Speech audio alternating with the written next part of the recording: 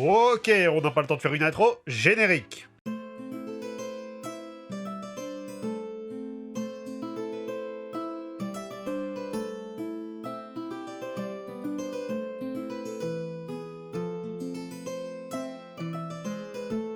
Salut à tous, est-ce que vous connaissez Ranma 1,5? On n'y croyait plus, ils l'ont fait. Ranma est de retour en 2024, 37 ans après la sortie du premier chapitre.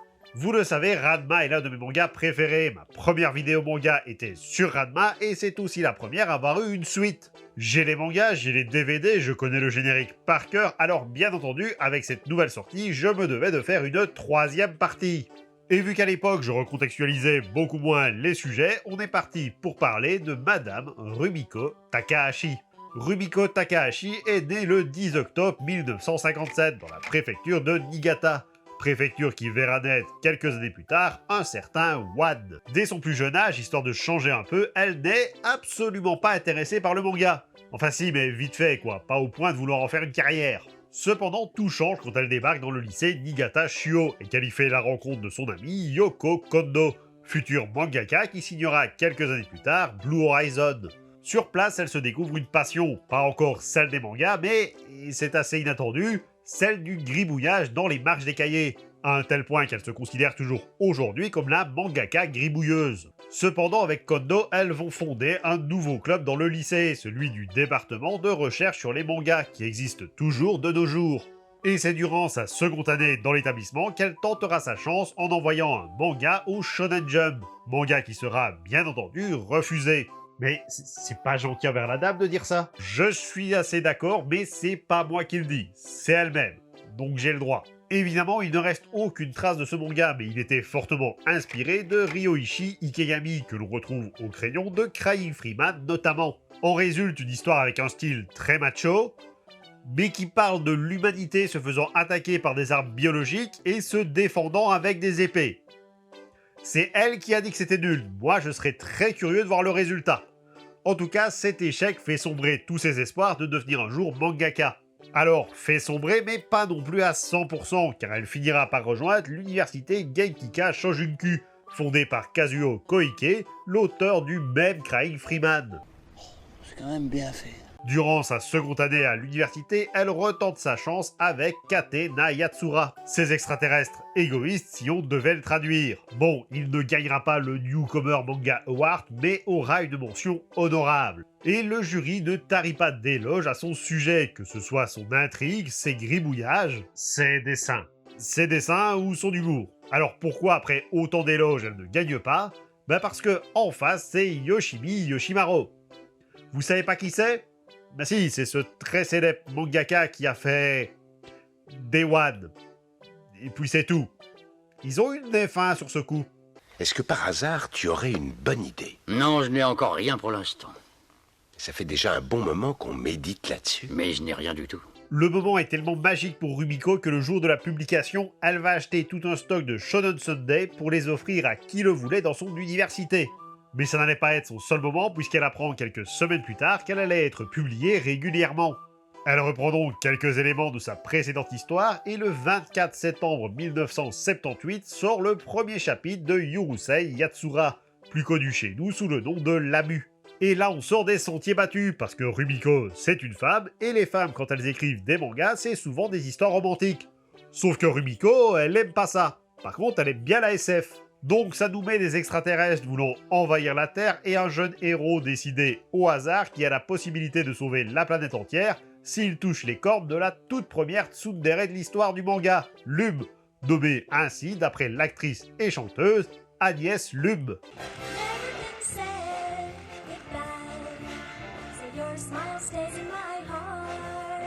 2 ans plus tard et après quelques one-shots, elle nous sort sa série suivante, Maison Ikoku, ou, pour nous autres francophones, Juliette Je t'aime, avec son générique tout aussi culte signé Bernard Minet. Et encore une fois, c'est un succès qui durera 15 épisodes. Après ça, Rumiko travaillera sur des petites histoires, Laughing Target, Mary's the Shoujo, Fire Tripper, le tout étant publié plus tard sous le nom de Rumik World, un recueil de toutes ces histoires courtes en 3 volumes. Mais il était temps pour Rumiko de partir sur son 3e gros manga, un manga mettant en scène un héros avec un nom tout trouvé et qui vient de s'attaquer à de nombreuses tâches avec diligence, ou dans la langue de Takeshi Maiki, Keitu Ranma Wotatsu. Un manga qui est parti d'une idée, la transformation d'un garçon en fille et vice-versa. La raison est qu'elle voulait un personnage principal masculin pour contrebalancer Lum et Kyoko Otonashi de ses précédentes séries. Sauf qu'elle avait peur d'écrire un personnage masculin, donc la solution ça a été de le rendre fille la moitié du temps. De là, les idées s'enchaînent, trouvant l'eau comme moyen pour le changement de sexe, les transformations en animaux qui rappellent les contes de fées, et enfin, il fallait un signe distinctif pour reconnaître les deux Ranma. Ce détail, c'était sa natte. La jeune fille à la natrousse. Avec la natte arrive l'idée du costume chinois, s'accompagnant des sources de Jusenkyo comme lieu d'entraînement, et enfin l'idée de centrer l'histoire sur les arts martiaux. C'est donc le 19 août 1987 que sortira le premier chapitre d'un manga qui durera 10 ans, et qui marquera les esprits jusqu'à nos jours. Alors, dans les deux précédentes vidéos, on a fait le tour des sources, on a fait le tour de Ranma, de quoi est-ce qu'on pourrait bien parler? Alors, c'est pas tellement les sujets qui manquent, on peut parler de l'école de combat sans merci, de la famille Tendo, et on peut aussi parler des rivaux principaux de notre héros. Ouais, enfin, même les rivaux, il en a quelques-uns, ça va pas faire trop long de parler de tous? Pas faux, bah tu sais quoi, on va parler de ces trois rivaux principaux qui ont aussi été maudits par les sources. On est donc parti pour son rival éternel, Ryoga Hibiki. La rivalité entre les deux remonte à très loin, à l'époque où ils étaient toujours enfants et pour une question de quillon de pain. Non mais, on en connaît tous des embrouilles qui partent de rien, mais là, ils ont quand même fait fort. Bon, je me doute qu'il va falloir un peu plus de contexte, je vais donc en donner. Alors qu'ils étaient au collège, la cantine avait une fâcheuse tendance à mal gérer son stock, laissant une foule d'élèves affamés et lançant le dernier morceau de pain à qui voudra bien l'attraper. Parmi les affamés en question, on y retrouve bien entendu Ryoga, mais aussi notre Ranma, qui arrivait systématiquement à coiffer son ami sur le poteau, devenant ainsi le grand rival du protagoniste. Afin de bien ancrer cette rivalité, un combat fut organisé dans un terrain vague voisin. Un combat auquel Ranma ne participera pas, frustrant encore plus Ryoga. Je pensais pas que Ranma était aussi pleutre que la couleur. Alors, pour sa défense, il a quand même attendu Ryoga pendant 3 jours et 2 nuits avant de rentrer chez lui. Ah, donc c'est Ryoga qui a abandonné le combat. Non, c'est juste qu'il lui a fallu 4 jours pour rejoindre le terrain vague. Il habitait si loin que ça? Alors, petit plan. Là, vous avez le terrain vague, et là, vous avez la maison de Ryoga. Je pense que c'est le bon moment pour parler de sa caractéristique principale. Son exécrable sens de l'orientation. Le gars, comme toute sa famille, est incapable de suivre une direction, même si cette dernière est tout droit. Parce que lui, quand on lui dit tout droit, c'est tout droit, que le chemin tourne ou pas. On y va! À travers les jardins? Ça va pas d'aller. Les raccourcis te font peur? Enfin, il y a aussi les fois où il ne comprend pas juste l'indication directement. Il suffit que quelqu'un lui indique le nord pour que, dans la seconde, il parte au sud. C'est à quoi se planter, ça? De toute façon, on dit le nord. Selon comment on est tourné, ça change tout. À ce niveau, c'est carrément de l'art. Fort heureusement pour lui, il se déplace assez rapidement. À quel point rapidement? Eh bien, en quelques jours, il a réussi à quitter Tokyo durant 500 km, retourner à Tokyo, repartir pendant 500 km dans l'autre sens, avant de faire un nouveau retour à Tokyo. Voilà, 2000 km et même pas fatigué. Faudra un jour qu'on m'explique pourquoi les persos de Ranma ne sont jamais dans les tops des personnages les plus puissants. Il a également réussi à partir des sources de Jusenkyo, donc en Chine, avec l'intention d'aller acheter des raviolis à Pékin. Donc pour aller de là à là, je vous laisse deviner par où il est passé. Perdu, c'était Moscou. Et ce manque d'orientation s'accompagne avec sa seconde compétence où il excelle tout autant, la cartographie. Et je dis ça car ces cartes ont des indications très précises, telles que l'emplacement d'un restaurant de nouilles, la direction du stade, ou le fait qu'il soit passé une voiture rouge. Tiens, ça me rappelle une blague avec un mec dans un train. Tout ceci découle sur une troisième caractéristique de Ryoga. Il est un nomade, passant très peu de temps chez lui. Faut dire quand aller chercher du pain te fait faire le tour du continent, c'est pas tellement par choix qu'il l'est devenu. Mais parfois, il lui arrive d'avoir de la chance dans son malheur, puisqu'après avoir raté son combat contre Ranma, il apprend que ce dernier s'est enfoui en Chine avec son père.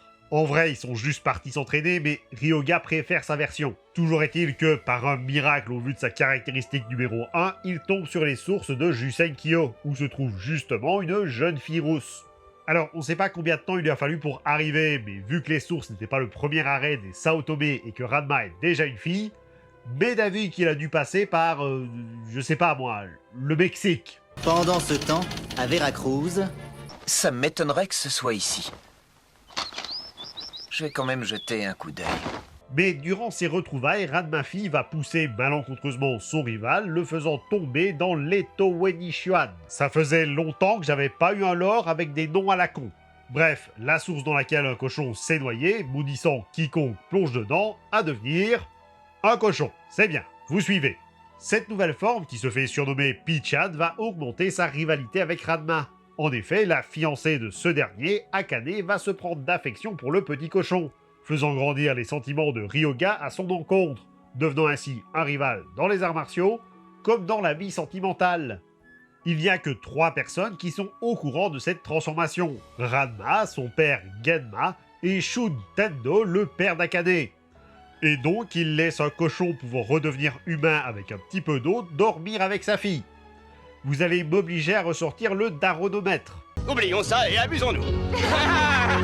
Mais vu que l'on parle d'arts martiaux et que c'est quand même le point central du manga, quelles sont les techniques de Ryoga? Alors déjà, on va répondre à une question concernant les 2 rivaux. Ryoga est plus fort que Ranma. Pourtant, il a déjà perdu pas mal de combats contre lui. Oui, mais quand je dis plus fort, c'est réellement au niveau de la force brute. Avec un seul coup de poing, il est capable de détruire jusqu'à des murs entiers. Mais Ranma le surpasse pour ce qui est de l'agilité, de la vitesse et de l'intelligence. Ce qui fait que leurs combats sont assez équilibrés. Un petit avantage pour Ranma, mais quelques défaites quand même. Pour ce qui est des techniques et dû à son sens de l'orientation, il les a glanées ici et là auprès de différents maîtres sans jamais être relié à une seule école d'arts martiaux. C'est d'ailleurs comme ça qu'il a une connaissance de l'art martial de la gymnastique rythmique. Oui, on est dans Ranma, je rappelle que tout est un art martial, même servir le thé. Mais il possède 2 techniques qui sont bien plus emblématiques. La première étant le point de rupture, une technique découverte à la base par des ouvriers en bâtiment afin de se débarrasser des différents débris. La technique est fort simple, déjà connue des chevaliers du zodiaque, c'est la capacité de détruire des choses avec juste un doigt. C'est pas beau de montrer du doigt. Mais cette technique est trop puissante en fait, comment est-ce que Ranma peut gagner contre ça? En fait, la technique a un gros défaut, et son origine est un fameux indice. C'est une technique qui ne marche que sur les cailloux ou sur ceux qui s'en rapprochent. Donc sur les humains, elle est parfaitement inutile. Mais en revanche, ça a un avantage. L'entraînement pour parfaire cette technique est tellement rigoureux que son utilisateur devient pratiquement invulnérable à toute attaque physique. Son autre technique emblématique est l'explosion rugissante du lion, une technique qui puise son énergie dans la déprime de son utilisateur.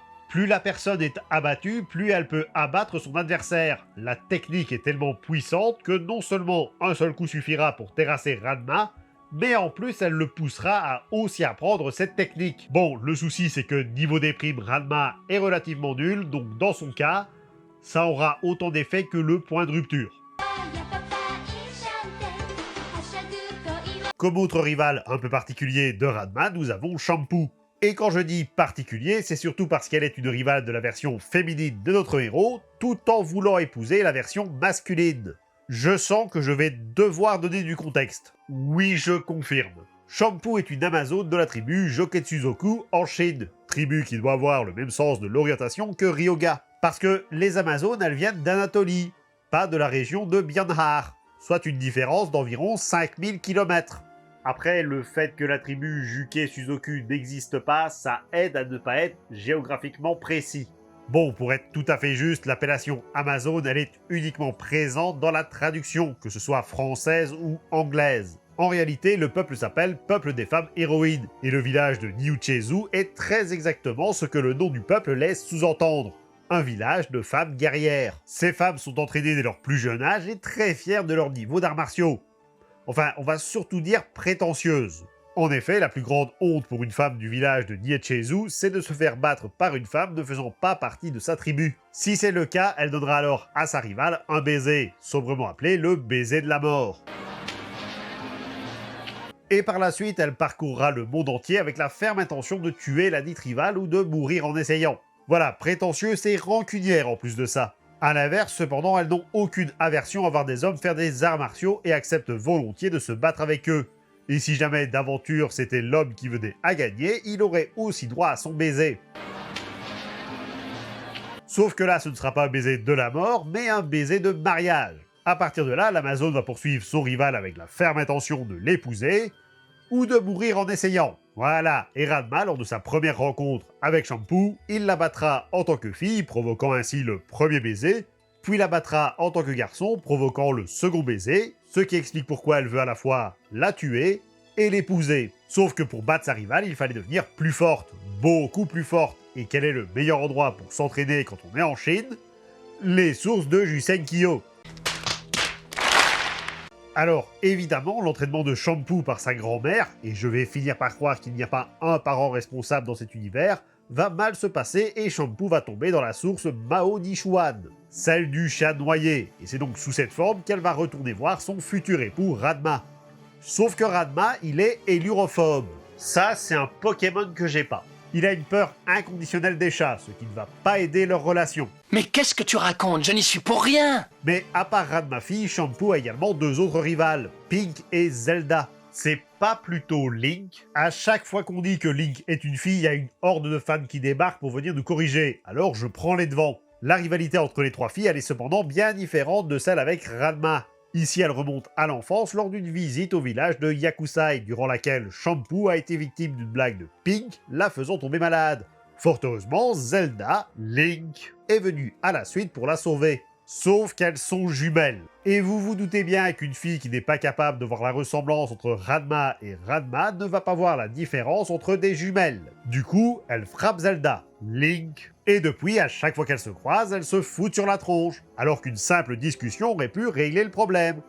Et elles auraient mieux fait de discuter parce que s'il y a bien un domaine dans lequel Shampoo n'est pas la meilleure, c'est le combat. Malgré ses entraînements d'Amazone, que ce soit à main nue ou avec des armes, elle reste bien moins forte que ses adversaires. En effet, elle a une tendance à perdre la majeure partie du temps contre Ranma, et elle perd en un coup. Maintenant, il se pourrait aussi que ce soit une stratégie. Shampoo voulant tellement trouver un mari et ne pouvant en trouver un qu'en perdant son combat, il est possible qu'elle se retienne intentionnellement ou pas. Parce que son arsenal, il est quand même assez intéressant. Ses armes de prédilection sont les shui, c'est ces genres de grosses masses. Perso, plus jeune, je me demandais pourquoi est-ce qu'elle se battait avec des maracas. Mais on l'a également vu se battre à l'épée, la lance ou encore l'arc. Je ne voudrais pas l'avoir comme adversaire dans Soul Calibur.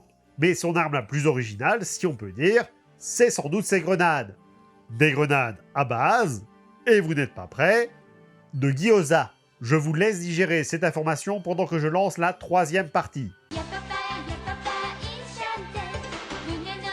Chez les Amazones, il y a bien évidemment les guerrières, mais ce n'est pas pour autant que les hommes sont en reste. Et parmi eux, on trouve le guerrier Mousse. On dit pas plus vite guerrier en mousse? Non, Mousse c'est son nom. Et lorsqu'il avait 3 ans, le jeune garçon est tombé sous le charme d'une jeune fille, Shampoo. Oui, le couple c'est Mousse et Shampoing. Le seul souci, c'est que, comme on l'a dit dans la partie précédente, Shampoo n'accepte d'épouser qu'un homme capable de la battre. Et malheureusement pour notre prétendant, il est nul. Donc, hormis se faire martyriser par sa dulcinée, il a malheureusement pas beaucoup de chance. Alors, vu qu'il n'arrive pas à battre Shampoo, il préfère se tourner vers une cible plus facile, j'ai nommé Ranma. Ranma comme le type qui a battu Shampoo à plusieurs reprises. Ce Ranma en question. Il a des chances de le battre? À ton avis? De tous les rivaux récurrents de Ranma, c'est sans doute l'un des plus faibles. À la limite, il y a les frères et sœurs Kuno, mais bon, ce serait comme dire que Jamu de la licorne n'est pas faible parce qu'il y a le lyonnais derrière. Par la détente du...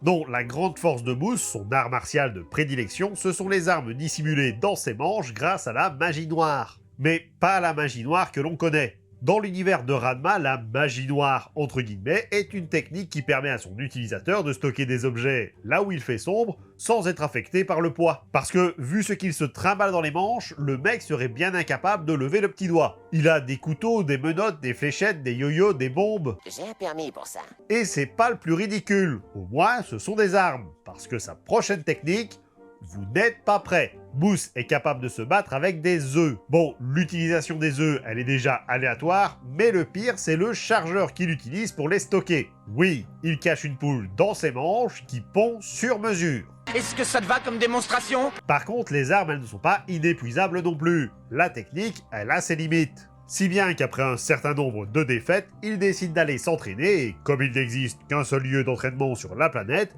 il se retrouve à Jusenkyo, tombant dans la source Yasunishuan, qui lui donne l'apparence d'un canard. Le gars a l'apparence d'un canard. Oui, il y a un problème? Non, c'est juste cocasse que le mec qui s'appelle Mousse se transforme en canard.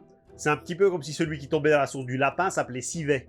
Et sous cette forme, Mousse passe sans doute du pire perso de Ranma 1,5 à l'un des plus puissants. Oui, c'est paradoxal. Mais là où Ryoga devient un cochon, Shampoo un chat et Genma un panda, et on rappelle que le panda c'est l'animal capable de faire ça,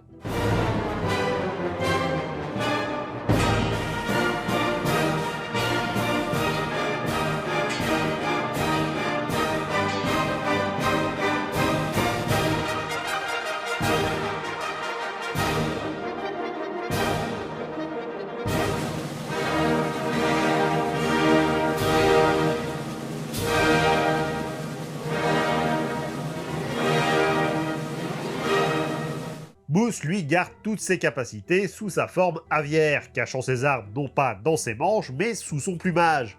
Évidemment, ça ne l'empêchera pas de se faire battre par Ranma version fille. Mais en même temps, elle triche, elle reste humaine. Cependant, Mousse ne sera pas toujours un éternel dernier. En effet, avec l'évolution du personnage, il deviendra de plus en plus fort, étant même capable de détruire une cloche de fer à main nue, ou encore rivaliser avec les persos les plus rapides de la série. De nouveaux atouts qui feront que Shampoo détestera un peu moins Mousse pour arriver, pourquoi pas, à de l'amour. Ou de l'esclavagisme, on sait pas trop.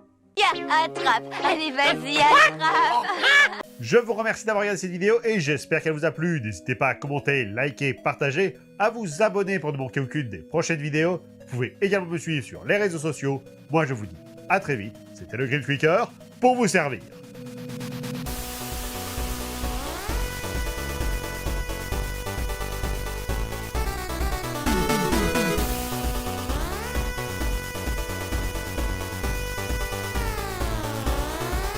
Et donc là, le gars, il lui dit, la dernière fois que j'ai regardé par la fenêtre, il y avait une montagne. Passionnant. Les gens vont être contents d'être restés jusqu'à la scène post-générique.